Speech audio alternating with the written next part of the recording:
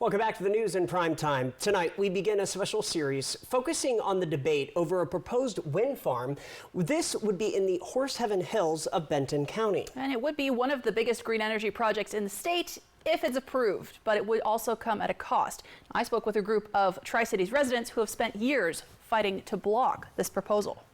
This pristine view may soon be interrupted, not just by power poles, but by wind turbines, much larger and much closer than the ones visible right now. This compares, on the right side, you have the 9 canyon turbines at 299 feet compared to the 490. This is a 494-foot version, and this roughly shows you the height and the wingspan that's affected. Now the perception of the Tri-Cities is, that place with all those wind turbines. Scout Clean Energy first proposed putting in a wind farm several years ago, saying it would help Washington achieve green energy goals and bring in new jobs and industry. A group called Tri-Cities Cares has been fighting to stop the wind farm from being built in the Horseheaven Hills. Tri-Cities Cares Secretary Pam Minnelli says the project is just too big and too close to neighborhoods. So it's going to go all the way from Findlay, all the way to Benton City. And then it's much too tall. So with turbines as big as a Space Needle, we're going to see them from miles away. All 300,000 residents of the Tri-Cities are going to see these turbines. This basically shows 100,000 people live within 6 miles of this project. Okay, every other project in the state is far, far further away. Tri-Cities Cares board member Paul Crouppen says he believes Scout hasn't given state advisors the full picture of how these wind turbines will impact the community. They didn't provide viewpoints from numerous residential areas.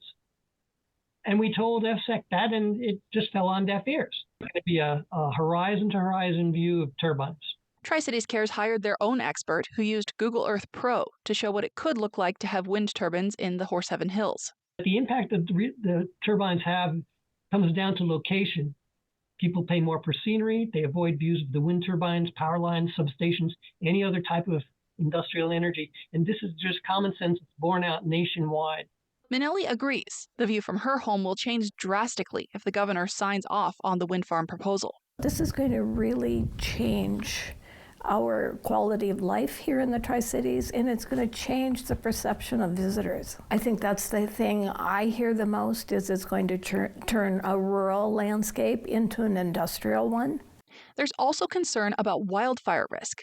Last year, around this time, wildfires along I-82 forced evacuations. We were there, bringing you coverage as aircraft dropped water and fire retardant on the flames. Opponents say that won't be possible with wind turbines. These VLATs, very large air tankers, they fly at 165 miles an hour, 150 to 200 feet above the ground when they let the retardant out. And then they've got to bank away. And that's the challenge. You build these turbines, these are no-fly zones. Advocates arguing in support of the wind farm say smaller planes should be able to move between the wind turbines just fine. And they say new roads used to move the pieces into place would serve as fire breaks and also make it easier for fire crews to move around the region.